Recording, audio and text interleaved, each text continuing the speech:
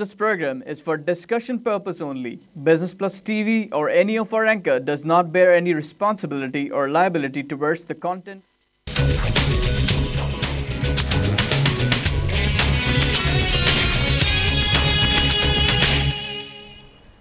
अस्सलाम वालेकुम। Business lunch के साथ मैं हूं आपकी मेज़बान महानूर अली। नाज़रीन, बिज़नेस लंच में आज हम बात करेंगे new evolution rules hitting property market in Pakistan. क्या किस तरह हिट कर रहे हैं ये आपको बताएंगे। पाकिस्तान के अंदर जिस तरह के आप जानते हैं कि टैक्सेस की अदायगी जो है हमेशा से एक मुश्किल मरहला रहा है, चाहे वो अदायगी हो या फिर उसकी वसूली हो, और पाकिस्तान हमेशा अपने टैक्सेस के अहदाफ जो है मिस करता भी रहा है। वो हमें पता चलता है जब हम बात करते हैं, जब हमारे पास बजट आता है तो आखिर में बात होती है कि हम टारगेट जो है पूरे नहीं कर पाए, जिसकी वजह से टैक्सेस, ख़ास तौर से जो इनडायरेक्ट टैक्सेस हैं उनका हुजूम बढ़ता चला जा रहा है और इसका डायरेक्ट असर जो होता है वो आम आदमी पर पड़ता है। अब हाल ही में FBI ने और वजारत ख़ज़ाना ने तरजीह बुनियादों पर जो टैक्सेस हैं उनका कलेक्शन का निज़ाम जदीद खतूत पर इस्तेवार तो किया है, लेकिन उसके साथ साथ इस सिलसिले में पाकिस्तान में रियल इस्टेट का जो सेक्टर है, जिसको टैक्सेस के हवाले से हमेशा आपने देखा है कि दुश्वारी का सामना करना पड़ा है, कह रहे हैं कि वैल्यूएशन और टैक्स कवानीन में तरमीम, और आज FBR जो है प्रॉपर्टी मार्केट्स प्राइस के तयन का मैकेनिज्म जो है उसको भी सामने लाएगा और उस पर भी बात करेगा। इस पर हम बात करेंगे और इस सिलसिले में मज़ीद मालूमात भी हासिल करेंगे जो हमारे गेस्ट हैं। मैं चाहूँगी पहले उनसे आपका तारुफ करवा दूँ। हमारे साथ मौजूद हैं इस वक्त Syed Haider, president and CEO 21st century real estate. अस्सलाम वालेकुम। शुक्रिया। कैसे हैं हैदर साहब आप? बहुत जोरों में, बहुत मज़े में। बहुत शुक्रिया हैदर साहब, आप हमेशा आते हैं और हमें ना सिर्फ गाइड करके जाते हैं बल्कि इन्फॉर्मेशन भी दे के जाते हैं। मेरी समझ में जितना आया मैंने लोगों को बताने की कोशिश की, लेकिन हमें थोड़ा क्लियर करें ये क्या है, ये कब से सिलसिला शुरू हुआ और आज जब इस पर बात हो रही, कहा यह जा रहा है कि आज वैल्यूएशन और टैक्स कवानीन में तरमीम के हवाले से बातचीत होगी और बाकायदा 3 बजे से पहले इसका इजलास जो है बड़े बड़े रियल इस्टेट के जो मालिकान हैं उनके दरमियान और हुकूमत के दरमियान होना है। क्या कहेंगे इस पर? देखिए, बात यह है कि ये गवर्नमेंट किसकी है? लोगों के लिए। एतमाद में किसका एतमाद में लेना चाहिए? लोगों नहीं लेना चाहिए। जब आप नहीं लेते और आप इस तरह का पटाखा छोड़ते हैं तो कौन एतराज़ करेगा? हम करेंगे। सही। वो जिनको के टैक्स देना है, क्योंकि इसमें सबसे बड़ी जो खराबी इस वक्त तक है वो 2 हैं। एक तो ये कि चूंकि लोगों को अभी तक कुछ पता ही नहीं, अंधेरा घटा घोप है, उनकी तरफ से बयान चले आ रहे हैं, गजट कुछ नहीं है, क्लियर कुछ नहीं है। अब ये अभी तक मुलाकातें ही हो रही हैं, हालांकि पॉलिसी का अनाउंसमेंट हो गया पहले, मुलाकातें अभी हो रही हैं। भाई निकाह के बाद काहे की मुलाकातें कर रहे हो भाई, जिसका कोई फ़ायदा नहीं। तो अगर वो मुलाकातें कर रहे हो तो इसका मतलब है कि आपने वो होल्ड पे रखा हुआ है। पहले आपने एक तरह का फीलर दिया, उस फीलर से तमाम टॉपिक, अच्छा रियल इस्टेट में नहीं और भी जगह भी दिया होगा, वहाँ भी चल रहा है ये सिलसिले। दूसरी बात ये कि ये हमेशा से हमारे मुल्क में और जो डेवलपिंग कंट्रीज़ होती हैं उसमें एक तरीका जो होता है वो ये होता है कि हमेशा जब इस किस्म के कवानीन आते हैं तो वो किसी न किसी किस्म का कोई डर और खौफ होता है। अब आपको छोटी सी मिसाल दूँ, खाली ये कानून आ जाए कि भाई रोड के ऊपर जैसे हेलमेट का आया था, अब हेलमेट जिसके पास नहीं है वो नहीं आ सकता। अब वो क्या कर रहा है? छोटी गली गुलियों से फिर रहा है, कोई ना कोई रास्ता निकाल लेता है। अच्छा, वो हैरेसमेंट जब आ जाता है ना तो वो हैरेसमेंट उस पूरे ही चीज़ की जो कुछ भी उसका बेड़ा गर्क कर देता है, क्योंकि लोग तो कोऑपरेट नहीं कर रहे हैं ना। एग्जैक्टली। और आपको उनसे कोऑपरेट कराना है एज ए बाप की तरह, टीचर वीचर की तरह नहीं। संटा गुटाई मारनी शुरू कर दी। बुनियादी अमर ये है जो मैं आपको साइकोलॉजिकल बता रहा हूँ, क्योंकि हम इंसानों से डील कर रहे हैं। अब एक बात तो ये कि क्लियरेंस नहीं है। प्रोविंशियल ने तो एक मामला किया, प्रोविंशियल ने कहा कि भाई जो उनकी जो कलेक्टर रेशो है वो कलेक्टर ड्रो में 20% का इंक्रीज कर रहे हैं। कोई बात नहीं, वो पहले भी जैसे फर्ज करिए 100 रुपए की जायदाद होती थी और 30 रुपए में रजिस्टर्ड होती थी, वहाँ 20% पहले भी होता था और अभी भी 36, लेकिन उसका ताल्लुक सिर्फ रेवेन्यू जो स्टैंप ड्यूटी है उससे है, प्रोविंशियल का जो दायरा है वो, और उससे किसी को एतराज भी कभी नहीं हुआ, किसी ने कोई एतराज नहीं किया। ठीक है जनाब, 20% ले लीजिए, जो होना भी चाहिए था, इसलिए कि देखा जाए तो वो काफ़ी चीज़ें जो है वो नीचे गवर्नमेंट को रेवेन्यू नीचे जा रहा था और आ जाए तो बिल्कुल ठीक है। अब आ जाइए आप रियल इस्टेट पे। देखिए, कुछ बातें ऐसी होती हैं जिसको बहुत एहतियात से समझना चाहिए। इस रियल इस्टेट में जब हम आते हैं तो आप रियल इस्टेट को क्या समझ रही हैं? 95% लोगों की आबादी, तो अब बड़ी मुश्किल से लोग $1 a day टूर कहते हैं। मैं कहता हूँ भाई नहीं, $5 a day है, यानी डॉलर में ना पता है, मजबूरी है, रुपए में हमें बात करनी चाहिए हालांकि। तो ये 15,000 रुपये महीना हुई। अब 15,000 रुपये महीना में आप मुझे बताइए कि उसके पास कौन सी जायदाद ले लेगा? वो तो लागू ही नहीं होती। दूसरी बात है कि 70% आपकी आबादी जो है वो रूरल है। ज़रा गौर से समझिएगा मेरी बात। रूरल में कोई लिखा पढ़ी का रिवाज ही नहीं होता। भाई से जगह लिए, उन्होंने कहा अगर कोई बहुत लिखा पढ़ी हो गई तो कागज़ सा बना लिया और ख़त्म। इसलिए कि उनकी कोई लीजें भी नहीं है उन जगहों की। 70% इधर चला गया, तो 30% रह गया, रह सके 30% रह गया जो शहरों की हद तक आया। उसमें भी बहुत सारी जगह ऐसी हैं कि जैसे मैं आपको बता दूं, औरंगी टाउन है, कोरंगी है, सुरजानी टाउन है, उसमें जो KDA की जो ये इस टाइप की जो स्कीम्स हैं उनकी तो चलिए एक लीज बनी होगी और वो कहीं ना कहीं जब आप सेल डीड करेंगे तो कोई ना कोई डॉक्यूमेंट ट्रांसफर होगा। सही। लेकिन वो चूंकि आपको उसकी वैल्यूएशन कुछ भी ले लें, जैसे इन्होंने खुद कहा है कि भाई 5 साल के ऊपर अगर हो जाएगा तो उसके ऊपर नहीं लागू होती। अब लेने देने की बात हुई तो उस पर हो रही है। फिर अब जैसे बहुत सारी स्कीमें हैं जो इस वक्त बुकिंग में चल रही हैं, अब बुकिंग में तो कोई तायुन नहीं भाई इस वक्त, तो उसमें कहाँ से टैक्स ले लोगे? मेरे बात समझ रही है? वो आएंगी प्रॉपर्टीज 5 साल 8 साल के बाद। बिल्कुल। अभी इसी बात पे आपके मैं थोड़ी सी बात करूंगी। हैदर साहब, आपने कहा कि बुकिंग जो अभी चल रही है और उस पर तो आप एकदम से नहीं, जब तक आपने लिया नहीं पता ही तो कुछ नहीं। यहाँ जब इस तरह आपने कहा ना, जब इस तरह की बातें जब सुनते हैं और लोग, चाहे वो आपके वो फिलर चल रहे हों और आप एकदम से सामने आते तो लोगों में परेशानी का एक माहौल हो जाता है। तो लोगों में ये हुआ कि सुनने में आया कि बड़े बड़े जो मुल्क के शहर हैं उसमें जायदादों की जो खरीदो फरोख्त तो उसमें थोड़ा स्लम आया। तो क्या यही वजह है? जबकि अभी तो लोग खरीदने जा रहे थे, उन्होंने भी रोक दिया। देखिए, जब तक स्टेबल नहीं होगा क्या ये सिलसिला चलता रहेगा? मैं अर्ज करूँ, अच्छा हो या बुरा हो, इसीलिए किसी ने कहा है कि यार कंफ्यूजन जो है ना, ये जिसको कहा जाता है ना ग्रे एरिया, ब्लैक करो या व्हाइट करो। ग्रे एरिया बढ़ा हुआ है बेतहाशा, इसमें इतना सा कहीं व्हाइट है और इतना सा ग्रे है, ब्लैक है। अब नहीं मालूम कि क्या कह रहे हो भाई तुम। अच्छा, चूंकि वो अरबाब इख्तदार हैं भाई, उनको अपने दफातर चलाने हैं, जिसका हकीकत से पकड़ी वाले से उनका कोई ताल्लुक नहीं है, सॉरी माई लैंग्वेज। लेकिन उसके असरात फिर इसी तरह होते हैं, क्योंकि जिसको ये ब्रंट उठाना है घबराएगा तो वो ना, और आप लेना भी उसी से चाहते हैं।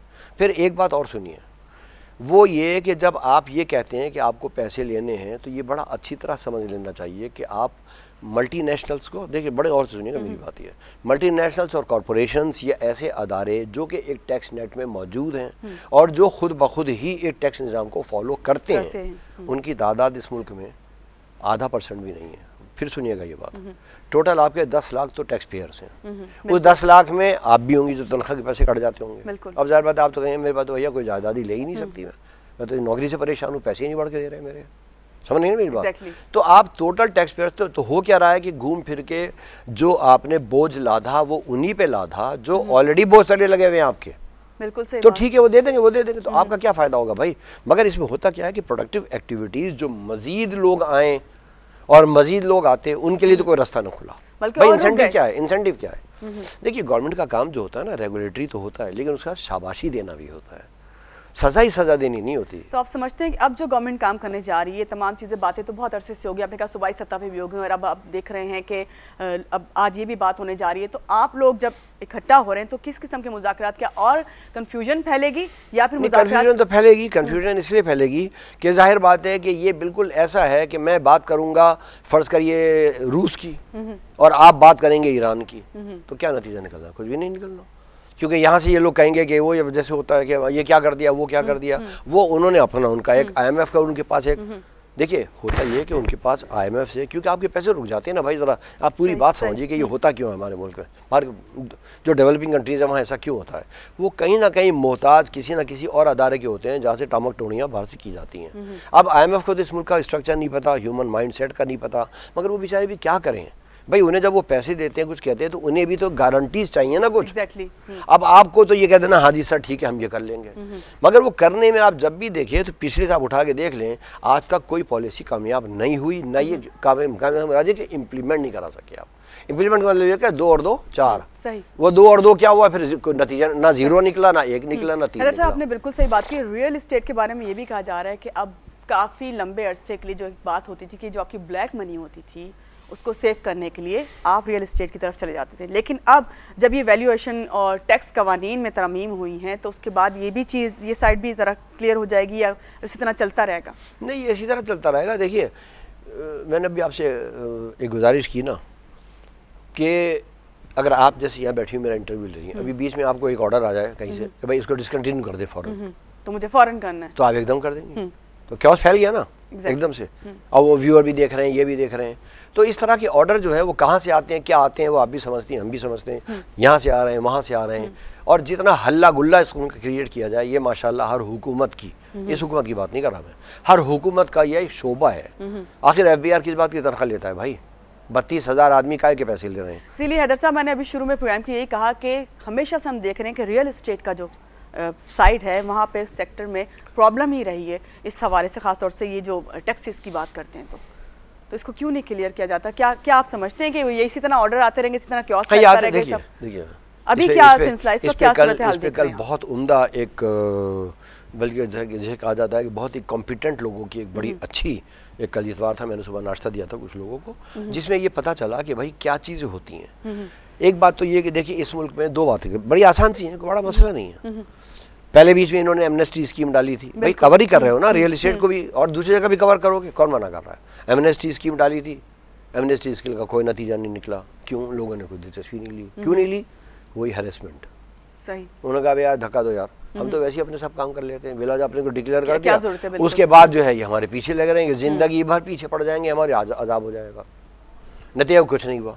दूसरी बात है कि फ्लैट ऑफ कैपिटल हो रही थी, आप देख लीजिए 10-15 दिन में वो किस्सा कहानी, जिनके पास भी पैसे हैं, देखिए फिर याद रखिएगा, आधा % लोग हैं, आधा % कितने होते हैं? 4 लाख के लगभग। फिर याद रखिए 20 करोड़ का अगर 18 करोड़ पकड़ते हैं तो 9 लाख जो है वो उसका समझ लीजिए जैसे 18 लाख 1% हुए। मैं 0.25% की बात कर रहा हूँ, क्योंकि 0.2 लगा भाई उन 0.25 को ही तो नॉरिश करो। असल चीज़ यही कि जब 0.25 की आप बात कर रहे हैं उनके लिए, और किया भी मेरे ख्याल से आपने वही कहा ना, वो 70% तो रूरल एरियाज हो गए, 30% रहेंगे, उसमें से कितने लोग हैं जो जायदाद की खरीदो फरोख्त कर सकते हैं? रह सके जो बचे हैं उनके लिए सब कुछ हो रहा है। तो ये वो तो फिर आपने कहा ना साइड पे फिर बैठ जाते हैं। अभी भी हमने ये सुना कि फ़ौरन ये तमाम जितने भी खरीदो फरोख्त हो रही थी वो तमाम चीज़ें जो है एक साइड पे रोक दी गई, तो फिर सिलसिला तो नहीं चलता रहेगा। देखिए रोकी नहीं जाती, रुक जाती हैं खुद ब खुद, ये रोकी वोकी नहीं जाती। क्यों हैदर साहब, ये बिल्कुल ऐसा होता है कि अगर तुम अभी काम कर रहे हो और ये चीज़ नहीं हो पाई है तो चलो अभी थोड़े दिन रुक जाओ, अभी देखते हैं कहाँ जाके वो ऊँट किस करवट बैठता है, फिर बात करेंगे। देखिए इसमें तो जैसे मैंने अभी आपसे अर्ज किया ना कि उनको भी पता है, IMF को नहीं पता, वो तो अमेरिका की तरह डूमोरी करते रहेंगे, और करना भी चाहिए उनको। भाई जो पैसे देगा वो तो आपकी बुद्धि पे हाथ रखेगा ना। बिल्कुल। तो आप जब तक पैसे लेना छोड़ेंगे नहीं, आप ये हरकत मानेंगे नहीं, और आप अपने कागजात दर कागजात में बयानात दर बयानात बड़ी खुशियों के इजहार हो रहे हैं, लेकिन एंड रिजल्ट में क्या हुआ?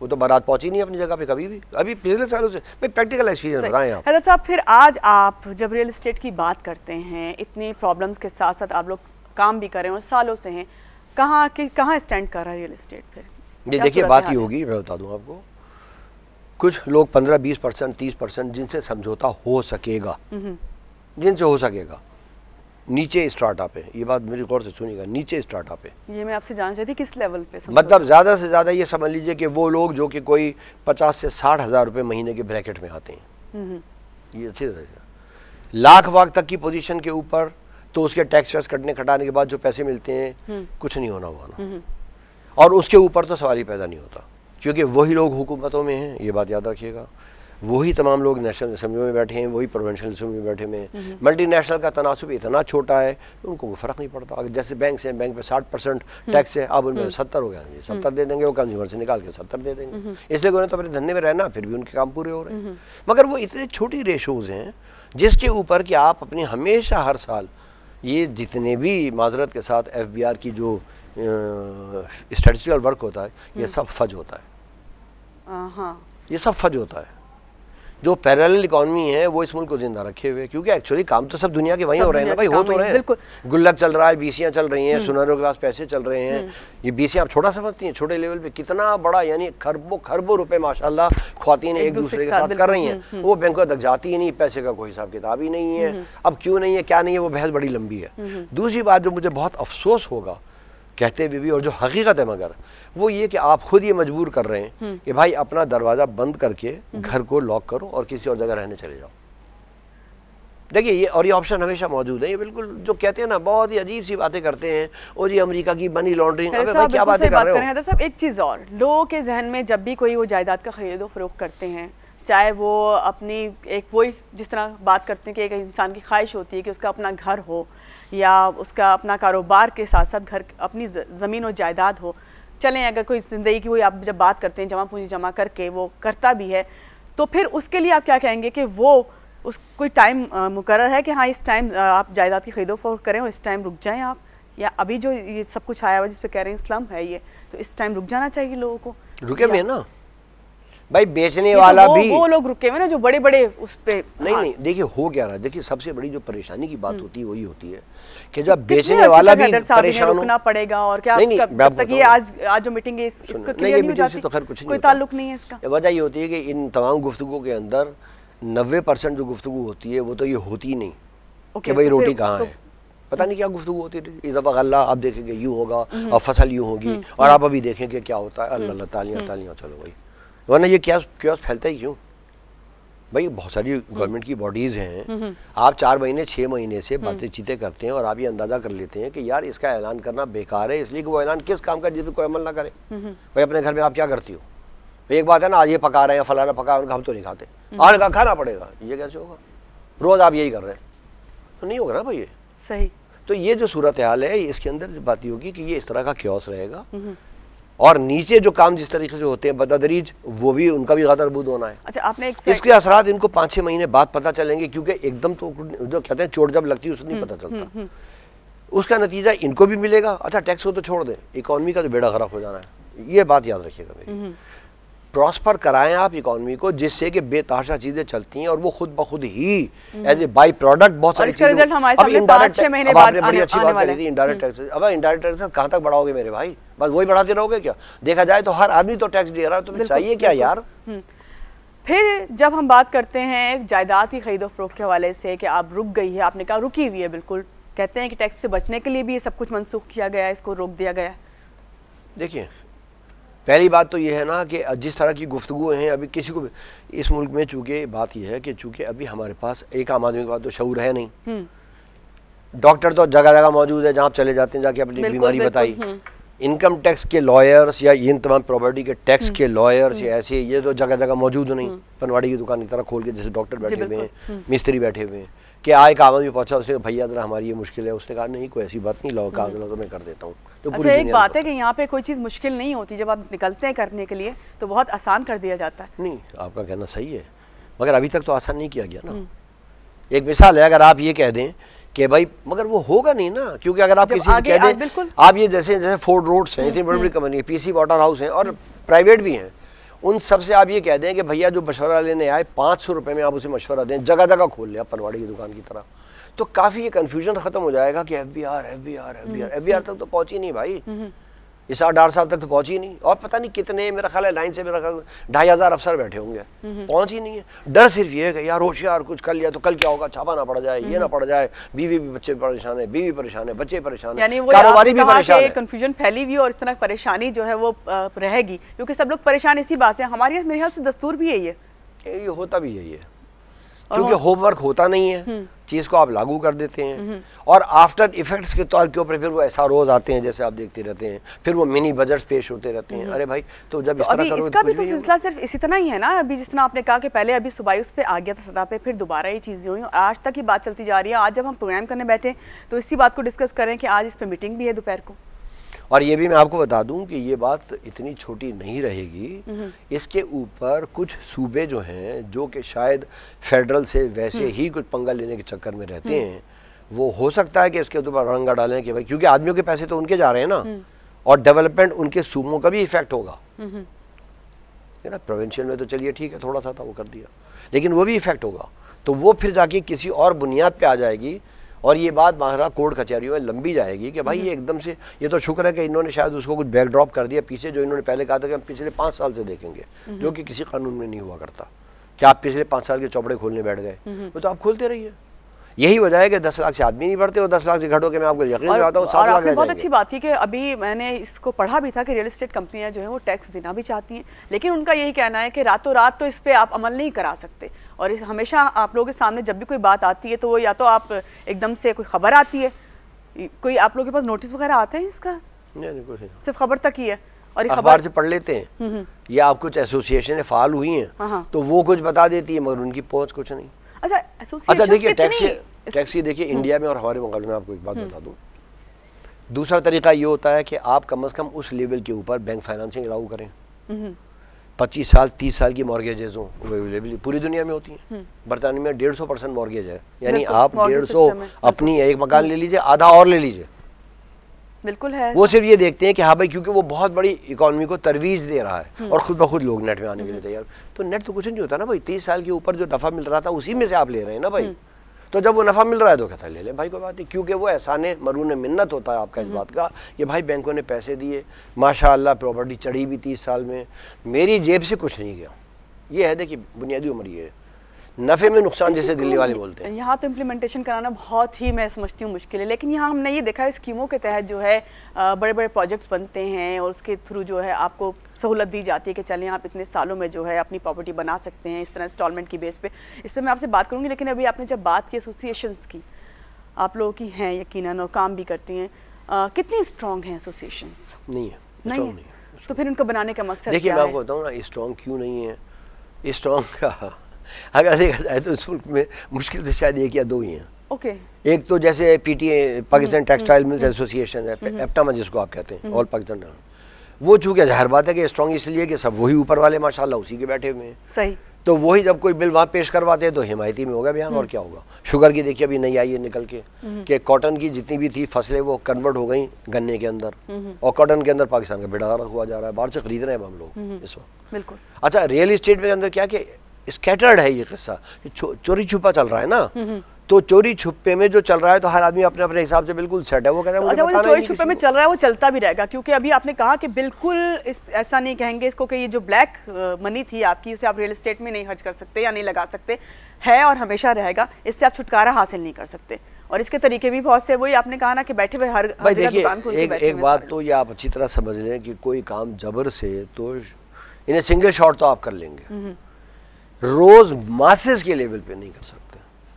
मासे रोज कराची को कह दिया जाएगा भाई सब लोग लाइन में लग जाओ और रोज तुम्हारे 5 जूते पड़ेंगे, ठीक है, 1 दिन मार लोगे, 2 दिन मार लोगे, 30 दिन पूरे कराची को कैसे जूते मारोगे यार। बिल्कुल, इस पर हम मजीद बात करते हैं आपसे। और एक चीज़ आपसे जो मैं प्रोग्राम में ब्रेक के बाद जानूंगी वो ये होगी कि हमने बहुत सुना और पढ़ा भी और मुख्तलिफ इसी तरह की खबरें भी आती रहीं कि जो जायदाद है आपकी उसकी उस लिहाज से वैल्यू उसका तयन करना बड़ा मुश्किल है। कोई अगर आपकी 5 लाख की है तो उसे बताया कितने उसका जाता है पेपर्स में, ये थोड़ा सा डिस्कस करेंगे आपसे, और इसमें क्या कितनी हकीकत है और क्या होना चाहिए और क्या ऐसा होना सही है या नहीं, ये भी आपसे जानते हैं। लेकिन यहाँ लेते हैं एक छोटी सी ब्रेक, ब्रेक के बाद फिर वापस आते हैं, आप हमारे साथ रहिए।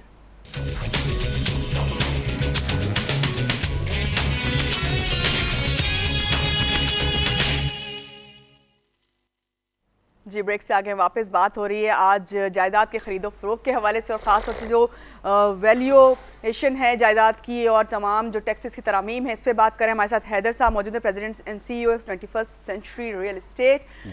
हैदर साहब, ब्रेक से पहले मैंने आपसे कहा कि शायद मैं अभी भूल भी गई हूँ, जहन से निकल गई बात मेरे, लेकिन मैंने आपसे जानने की कोशिश की कि भाई अगर हम कहते थे कि आपकी जो ब्लैक मनी है उसको अगर आपने सेव करना है तो वो आप रियल एस्टेट की तरफ चले जाए। हमने देखा भी लोगों ने, यहाँ तक कि हमने ये भी देखा कि लोगों ने अपनी बड़ी बड़ी फैक्ट्रियाँ बंद करके इस तरफ आ गए, क्योंकि इसमें बड़े, हमने पिछले दिनों देखा कि काफ़ी इसमें बूम आया था इस साइड पे।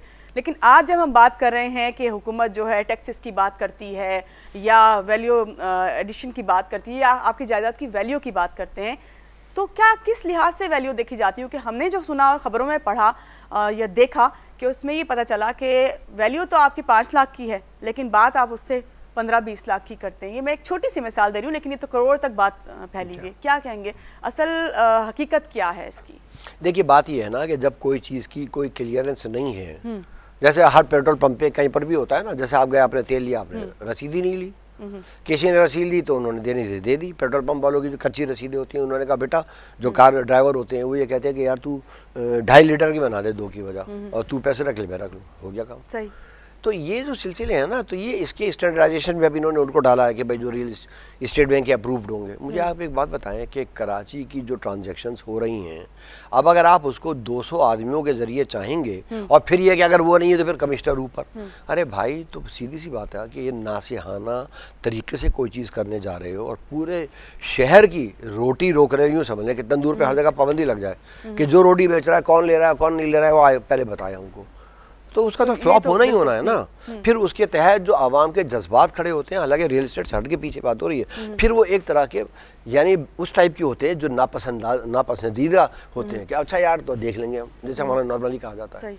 फिर दूसरी बात ये भी देखिए कि इसका अमल कितना है। जो मैं बार बार कह रहा हूँ वो ये कह रहा हूँ कि इसका अमल कहाँ पर और किस पे लागू होगा। भाई 70% मैंने आपको बता दी, कुछ लागू नहीं होता। आपने कहा 2.5 एग्रीकल्चर को वैसे ही आपने फ्री किया हुआ है, जरा समझने की कोशिश तो करें। एग्रीकल्चर पूरा फ्री है, एग्रीकल्चर पे ना टैक्स है ना कुछ है। एग्रीकल्चर पे आप क्या जायदाद पे पैसे ले लोगे मेरे भाई, क्योंकि सब लोग तो यही बैठे हुए हैं अंदर वहाँ पर और ले भी नहीं सकते या लेंगे। तो साहब ये बात सही है, ये अमल जो हमारे इम्प्लीमेंटेशन नहीं होती, फिर हमारी तरफ से जो दूसरे जो हैं लोग उनकी तरफ से जो अमल आता है वो मैं समझती हूँ काबिले अमल ही होना चाहिए कि वो अगर नहीं करते, अब जब जायदाद की खरीदो फरोख्त रुकी हुई, आपने कहा रुका हुआ है तो रुका रहना चाहिए जब तक वही बात के स्टेबल ना हो जाए सब कुछ। ये तमाम जो असल में देखिए, असल में बात ये है, खत्म ना हो जाए। असल में बात यह है कि खुद इनके लिए ये या कोई भी गवर्नमेंट जो भी आती है, वो गवर्नमेंट चूँकि पाकिस्तान की इंतहाई वीक होती है। वीक इसलिए होती है कि आप जाहिर बात है जब आप किसी से पैसे मांगेंगे तो वो कुछ गारंटीज चाहता है कि भाई 25-30 साल में, या तो वो कह दे जी चलो जी आपको हमने खैरात दी, अब खैरात पे तो चलो ठीक है भाई, जो खैरात दे रहे हैं वहाँ तो कोई है ही ना गारंटी। लेकिन जब कोई चीज़ होती है, भले वो 1% कहते हो कि सूद लगाया, लेकिन कुछ अब IMF जो है, इंटरनेशनल मॉनेटरी फंड, वो जो है वो आपके लिए एक तरीके का यूँ समझ लीजिए कि जैसे मस्जिद का पेश इमाम है। उसने ऐलान कर दिया अगर आज कुछ कि अगर कोई नेकर पहन के निकला तो मारा जाएगा उसे, वो खत्म हो गया किस्सा। कुछ ऐसा किस्सा है। हमारी हर गवर्नमेंट उनसे दाब खाती है। अच्छा दाब खाती है, गलत है, सही है, टैक्स नेट बढ़ाओ, टैक्स नेट बढ़ाओ। जैसे अमेरिका हमसे कह रहा है डू मोर, तो कितना बुरा लग रहा है हमको। सही यार कर तो रहे ना, और क्या करें। अब वही सूरत हाल में जब आप आते हैं तो आप खुद अपने ही मुल्क के अंदर खतरबूज शुरू कर देते हैं। नासिहाना और पंदाना तरीके से समझाने का और काम लेने के तरीके जो होते हैं वो ज़रा देर पा हुआ करते हैं। हैदर साहब क्या करना चाहिए इस वक्त, क्या स्टेप आप लोग लेंगे या क्या हुकूमत को करना देखिए हम तो खैर कुछ भी नहीं ले सकते। हम तो जो बात करेंगे वो तो ऑलरेडी कन्फ्रंटेशन चल रही है। उस कन्फ्रंटेशन का अंजाम हमेशा खराबी की तरफ निकलता है, क्योंकि आप जो चीज़ खरीदने वाला खरीदेगा नहीं। एक बात होती है ना कि खाना अच्छा नहीं, उसका बर्तन ही तोड़ दो यार, बर्तन ही टूट गया और ताल्लुकात हमेशा के लिए कशीदा। वसूलियाँ भी तो कुछ ना हुई ना।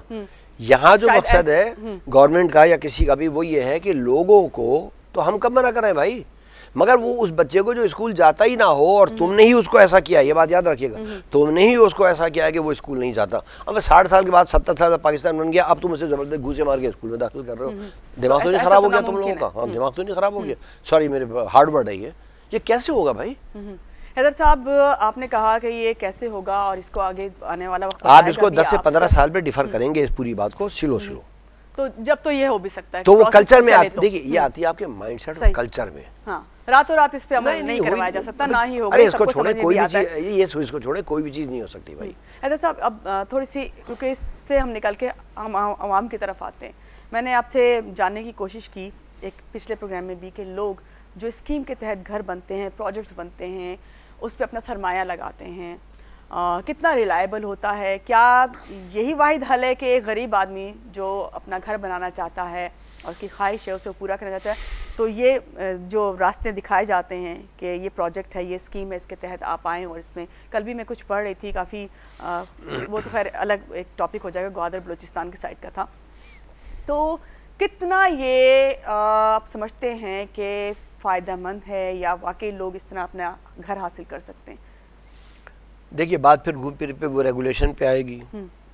दूसरी बात ये भी है कि आम आदमी जिस बेचारे के पास पैसे ही नहीं है, बड़ी मुश्किल से आते हैं, वो एक बहुत ही ज़बरदस्त किस्म के फ़ोटो और ये और वो देख के ज़रा लोचे में आ जाता है। बिल्कुल बिल्कुल होता है। अब वो होता क्या है इन बहुत सारी स्कीमों में होता ये है कि जैसे फर्ज करिए वो कोई चीज़ 1 करोड़ की दे रहे थे, 1 करोड़ में से 10-15 लाख उन्होंने जब थोड़े थोड़े गए, अभी कुछ शुरू हुआ था कभी नहीं हुआ था, और वो स्कीम किसी ना किसी तरह कुछ खुद ब खुद, ये मैं नहीं कहूँगा कि वो जानबूझ के करते हैं, बल्कि वो सिस्टम कुछ ऐसे होते हैं कि वो दिमाग लगना शुरू हो जाती है।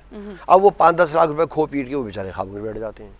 ये एक अच्छा ये क्या होता है, जिसने 5-10 लाख रुपए लगा रहा है वो भी शेयर नहीं करता एक दूसरे से, अपने घर में भी नहीं करता, भाइयों से भी नहीं करता कि हमने इधर पैसा लगाया। तो ये ऐसे है कि कोई इस गली में पिटा, कोई उस गली में पिटा, और वो सब खामोशी से होकर बैठ गए। फिर दूसरा कोई सिलसिला चला, फिर खामोशी से पहुंच गया। क्यों? हमारे पास तो आते रहते हैं ना भाई, 5 लाख रुपए अगर वहाँ दे दे तो क्या है, दे दो भाई, मतलब मुझसे क्या पूछ रहे हो? तो मेरे पास तो कोई इसका इलाज, जो शांति से इन्फ्लुएंजा का इलाज हो जाता है, हो जाता है, कर लीजिए भाई आप।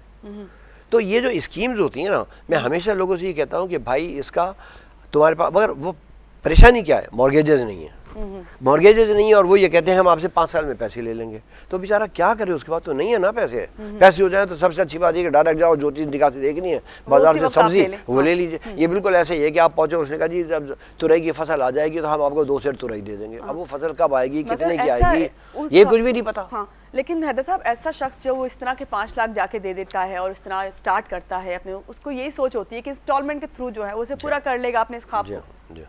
तो क्या ये सही तरीका नहीं है कि इंस्टॉलमेंट के थ्रू? नहीं, बात ये होती है ना कि उसमें चूंकि जो चीज़ है उसकी कोई गारंटीज नहीं है, उसमें कोई कदगन नहीं है जो नॉर्मल। जैसे कि आपकी मिसाल दूं, देखिए बैंक्स हैं, जैसे आपने वही मिसाल दी IMF की कि वो गारंटी के बगैर तो आपको कर्जा नहीं देता। भाई देखिए जैसे बैंक्स हैं, बैंक्स किसी कानून के तहत खुले हुए हैं, जो ये बैंक्स हैं। कोऑपरेटिव बैंक इस वक्त बहुत फटा कर दिए, बंद कर दिए गए। अभी देखिए आपके सामने जो है 1-2 बैंकों के फ्रॉड हुए, यानी फ्रॉड हुए, क्या हुआ, बैंक बंद हो गए। अब स्टेट बैंक ने उनकी पाबंदी लगा दी कि पेड अप कैपिटल शायद 2 अरब या पता नहीं इतना कर दिया, वो मजीद बढ़ाने के चक्कर में। अब ये कि आप गए, आपने कहा जी वो मैं हबीब बैंक में अकाउंट खोल रहा हूँ, क्या कर रहे हैं आप, एक कागज़ पे साइन लिया और अपनी नकद रकम उनको दे दी और एक पर्ची उनके लेके चले जा रहे हैं। That is called trust. बिल्कुल ऐसा ही ये होता ट्रस्ट जैसा, क्योंकि वो कभी बैकफायर नहीं करेगा, प्लीज ट्राई टू अंडरस्टैंड, वो बैकफायर नहीं कर सकते, क्योंकि वो खुद अब वो ऐसे जकड़े में आए हुए हैं कि वो वहां पर खुद उनका अपना सिस्टम फ्लॉप नहीं हो सकता। ये मैं कहता हूँ आपसे, नहीं हो सकता भाई, इसलिए कि वो इतना paid up capital already state bank के पास जमा किए बैठे हैं। हैदर साहब, ये तो स्कीमें हैं, ये प्रोजेक्ट्स हैं, ये तो हमें बड़े कामयाब नज़र आते हैं और हम देखते हैं कि बड़ी बड़ी जगहों पे बड़े बड़े प्रोजेक्ट, अब तो ऐसे ऐसे मेगा प्रोजेक्ट्स आ गए कि जिसको आप शायद वो आपके ख्वाब ही हैं। हाँ, इस वक्त मैं यही कहूँगा। तो उनके ऊपर तो आप रिलाई कर सकते हैं कि नहीं? मैं तो नहीं कर सकता। आप ख्वाब पे रिलाई कर सकती हैं? नहीं, ख्वाब पे तो नहीं कर सकते, लेकिन ख्वाब हकीकत भी बनाई देखिए गागेगी। देखिए किसी चीज को जब बेचने जाते हैं तो उसको इसी तरीके से दिखाया जाता है ना कि हाँ इसको आप हकीकत आप। देखिए मैं ये बिल्कुल नहीं कह रहा, हकीकत में तब्दील किया जा सकता है। देखिए मैं ये बिल्कुल नहीं कह रहा कि जो इस तरह कर रहा है वो बेईमान है। देखिए नादानिस्ता भी बहुत सारी चीजें होती हैं, जो पता जब नहीं होता तो हम कुछ इसी तरह की बातें करते हैं। आप यहाँ से चलिए कि चलो भाई हम लोग पिकनिक करने जाएंगे, ठट्टा, आपको रास्ते का कुछ नहीं पता, घर वाले बैठे जा रहे हैं, बीवी ने कहा उल्टे हाथ को मुड़े ना, क्या कर रहे हैं आप, उल्टे हाथ में मुड़ गए, सब खुश हैं, मजे आ रहे हैं, चॉकलेट। थोड़ी देर में जब 1 घंटे 1.5 घंटा गुजरा तो देखा कि आप डॉकयार्ड पे खड़े हुए समंदर पे। हाय अल्लाह, ये हम कहाँ आ गए। कुछ ऐसी सूरत हाल हमारे माशरे की है। ठट्टा का है, अब पूछ रहा ठट्टा पूछ रहे, हरे को ठट्टा का पता है जी, जो धाबे जी पे वो जो फार्म है, अबे धाबे जी का हरे को वहाँ क्या पता, मुझे पूछे, मैं नहीं बता सकता, शायद आपको भी नहीं पता होगा। तो फिर इसका मतलब ये है कि वो जो आपको अट्रैक्शन दी गई है उसके ऊपर आप बिल्कुल फोकस ना करें, पहले आप रियलिटी को देखें। उस अट्रैक्शन में भी ये होता है, जैसे शायद मैंने पहले भी बता चुका हूँ कि भाई कुछ नाम ब्रांडेड हो चुके होते हैं, ब्रांडेड। बिल्कुल, जैसे आपसे अगर मैं ये कहूँ कि भाई वो गेट्स फार्मा की दवा लेना, नाम लेना पड़ रहा है मजबूरन, तो डॉक्टर भी अप्रूव कर देगा। अगर आपने गेट्स का पेट्स फार्मा कह दिया, उसका क्या लिया है भाई, ब्रांड नेम है, इसलिए कि वो अब उसके पीछे पूरी एक हिस्टोरी है कि भाई कामयाबियों की, नाकामियों की नहीं, नाकामियों की भी ब्रांड के पीछे हिस्टोरियां होती हैं, ब्रांड कह दें या नाम कह दें, मगर उसको आप छुपा लेते हैं आसानी से अपनी। और दूसरी बात ये कि जब एक ऐसा आदमी जिसकी इतनी ताकत ही नहीं है कि वो किसी तकलीफ की सूरत में उसका कोई मदावा ढूंढ सके, तो मैं हमेशा लोगों से कहता हूँ कि बेटा फिर तुझे घुसने की जरूरत क्या थी। अब 4 साल के बाद रो रहा है बैठा हुआ। रोजाना की बुनियाद पे कितने लोग हैं जो इस सिलसिले में आपके पास आते हैं या आपसे हेल्प लेते हैं? सच्ची बात तो ये है कि मैं तो अब इस टॉपिक पे बात ही नहीं करता, लेकिन जो जानने वाले हैं जिनका नंबर वगैरह है, तो मैं उनसे सिर्फ ये कहता हूँ कि भाई इत्मीनान से कोई काम करो, ये स्कीम के चक्कर में मत उलझो, इसलिए कि आने वाले 3 साल में चूंकि हर एक चीज अजीब सी टॉप सीटर भी है ना, ऊपर के कोई लॉज है नहीं। देखिए फर्ज करिए कि गारंटी बैंक की हो कि भाई वो कि ये इस स्कीम में आप जब पैसे लगाएंगे अगर कुछ होगा तो हम पीछे, जैसे बैंकों के लिए है तो कुछ होगा तो हम बैठे हुए हैं पीछे, हम आपको जैसे बाहर के मुल्क में, लेकिन बाहर के मुल्कों से मुकाबला यूं बेकार है कि वो 100-150 साल आगे तो उनसे, लेकिन हम उनकी पैरवी ही नहीं कर रहे। हालांकि ये बड़ी अहम बात ये थी कि जब अभी वर्ल्ड बैंक जब एक वर्ल्ड बैंक की, जब मैं हाउसिंग फाइनेंस ग्रुप को हेड करता था स्टेट बैंक में, तो उस जमाने में पामीला कुछ नाम था उसका, जो वर्ल्ड बैंक की आई थी, उसने ये कहा था कि 1942-44 में जो हम लोग कर रहे थे वो आप लोग अब कर रहे हैं, तो हमें तो बहुत मसले पड़े थे, मगर अब तो सब नॉलेज मौजूद है, तो हमारे पास सबके नॉलेज, आप उस पर क्यों नहीं अमल करते? अब तो अभी उस पर अमल नहीं कर रहे। जैसे मैंने देखिए दुबई में क्या कर दिया उन्होंने, लेकिन बात वही दुबई में बिल्डर पैसे नहीं ले सकता, इसलिए अमल नहीं करते लोग क्योंकि हम अभी बहुत पीछे हैं, अमल करेंगे तो कोई फायदा नहीं। देखिए बात ये ना, इसके ऊपर फिर यहाँ ये चीजें आ जाती हैं जो रेगुलेटरी बॉडीज होती हैं। देखिए हुकूमत का काम पैसे कमाना नहीं है, हुकूमत का काम एक चीज को माशाल्लाह तरजीह देना, तरवीज करनी उसकी, उसके फवायद को फैलाना, यही काम है ना, बुरा काम तो नहीं है ना हुकूमत का। तो आप समझते हो हुकूमत जब ये टैक्सेस की बात कर रही है या आपके वैल्यूएशन की बात कर रही है तो ये तरजीह ही दे रही है फिर? नहीं देखिए, असल में ये ज़रा बात ज़रा तल्ख हो जाएगी, लेकिन बात यह है कि चूँकि हमारे यहाँ ये बात कुछ और निकल जाएगी। फिर होता है कि हमारे यहाँ जो हुकूमतें आती हैं ना, वो कुछ अपनी ज़ाती बुनियादों पे आती हैं, पार्टियों की बुनियादों पे नहीं आती। दूसरे मुल्क में आप चले जाएं, दूसरे मुल्क में वहाँ वो पार्टी पॉलिसीज चलती हुई होती हैं। हमारे यहाँ पार्टी पॉलिसीज कोई बात नहीं, कभी कोई आ गया उसने अपनी ठोक दी, दूसरा आया उसने पढ़ करके पूरा ही उलट दिया वो सबका सब और फिर चल दिया। तो ये जब तक मौजूद है ये अपने हिसाब से जो कर रहे हैं ठीक है, मगर इससे जो असरात हैं वो 40-50 साल 100 साल पे जा रहे हैं भाई। तो ये कोई ये बात थोड़ी है कि चलो भाई खाना खत्म आप कल देखेंगे, ऐसा नहीं है भाई। तो हैदर साहब, आज जब प्रॉपर्टी मार्केट की हम बात कर रहे हैं तो क्या वो गवर्नमेंट से इस चीज़ की उम्मीद रख रही है कि वो स्टेप बैक जो है वो कर लेंगे? और नहीं। बहुत मार पिटाई होगी रुपए पैसे की, कुछ तो खून की बात नहीं कर रहा, रुपए पैसे की मार पिटाई बड़ी खतरनाक होती है। आपने कहा हमारी इकोनॉमी जो है वो बहुत ज्यादा उसको फर्क भाई देखे ना, वैसे भी जो लीकेजेस हैं वो सबको पता है, मगर कोई कुछ नहीं कर, ताकत ही नहीं है ना। अच्छा फिर ताकत क्यों नहीं है? ताकत ये नहीं होती कि गुद्दी पकड़ के मारा, ताकत ये होती है कि लोग खुद रिस्पेक्ट करते हैं, यानी लोग खुद कहते हैं। सही। देखिए कुछ ना कुछ तो होगा, वो तो हो, इंसान है भाई, इंसान तो करता है, आदमी फरिश्ते तो नहीं है हम। सही। मगर ज्यादा हिस्सा जो होता है वो ये कहता है कि यार कोई बात ही नहीं, एवरीथिंग इज फाइन, चलो हमने ये कर लिया, चीज सबको ठीक है, बेहतरीन तरीका है। सही। हैदर साहब, लास्ट में आपसे यही जानूंगी, क्या डिक्लाइन की तरफ जाता देख रहे हैं आप रियल एस्टेट को? या बिल्कुल डिक्लाइन की तरफ जाता है। अभी आपने कहा कि मैं अपने जानने वालों को तो चलो मशवरा देता हूँ, लेकिन इस वक्त जो आप स्क्रीन पर है ना, तो इस वक्त जितने लोग आपको देख रहे हैं वो आपके जानने वाले हैं, उनको क्या मशवरा देंगे? मैं यही मशवरा दूंगा कि भाई जब तक पोजीशन तुम अपने आप को, फिर देखिए फिर दोबारा बता रहा हूँ, अपने आप को, प्रॉपर्टी जो होती है वो आपकी ज़िंदगी के साथ नत्थी होती है, क्योंकि इन्वेस्टर मुश्किल से 1% होता है। फिर देखिए मेरी बात को गौर से सुन लीजिए, हर चीज़ इन्वेस्टर रख के ना करिएगा अल्लाह के वास्ते, इस मुल्क में इन्वेस्टर इतने नहीं हैं। इन्वेस्टर क्या बात होती है यार, और जो इन्वेस्टर है वो भी तो फिर किसी को बेचेगा ना आगे जाके। सही। ओके हैदर साहब, थैंक यू सो मच, आपने इतनी अच्छी इन्फॉर्मेशन दी। और यहाँ पे यही कहूँगी नाज़रीन से कि हैदर साहब से मैंने ना सिर्फ ब्रेक में बातें की, बल्कि इनसे एक मशवरा मांगा कि हमें क्या करना चाहिए, तो उन्होंने सिर्फ ये कहा, सिंपल सा वर्ड, वेट एंड सी। तो आपके लिए भी यही कहेंगे कि वेट एंड सी। इसी बात के साथ महानूर अली को दीजिए इजाज़त। अल्लाह हाफिज़।